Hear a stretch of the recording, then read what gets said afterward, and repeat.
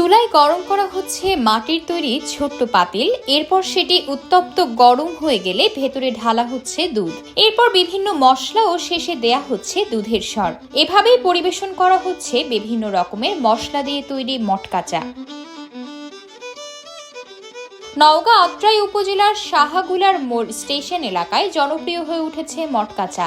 দুধ, চিনি ও বিভিন্ন মশলার সংমিশ্রণে তৈরি এই চা খেতে আশেপাশের জেলাগুলো থেকে প্রতিদিন স্টেশনে ভিড় করেন চা প্রেমীরা।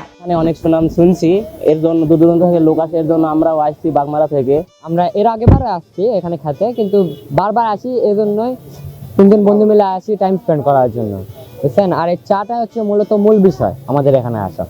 আমরা এখানে চা হয় ভালো, এটুকু ওই জন্য মাঝে মাঝে চা খেতে আসি। আমরা এখানে খুব ভালো লাগে, তো মালাই চা অনেক সুস্বাদু, ভালো লাগে। আমরা জয়পুরহাট থেকে ফ্রেন্ড সার্কেল কয়েকজন মিলে, জয়পুর জেলা থেকে এসেছি।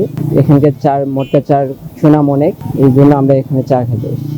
সপ্তাহের অন্যান্য দিনের তুলনায় প্রতি শুক্রবারে ব্যবসায়ীদের চা বানাতে হিমশিম খেতে হয়। প্রথমে একটি দোকান থাকলেও বর্তমানে 15 থেকে 20টি দোকান গড়ে উঠেছে সাহাগুলা স্টেশন এলাকায়। মটকা চাকে কেন্দ্র করে গড়ে ওঠা এসব দোকানে দর্শনার্থীদের ভিড়ে যেমন মুখরিত হয়ে ওঠে, তেমনি বেকারদের কর্মসংস্থানের ব্যবস্থাও রয়েছে।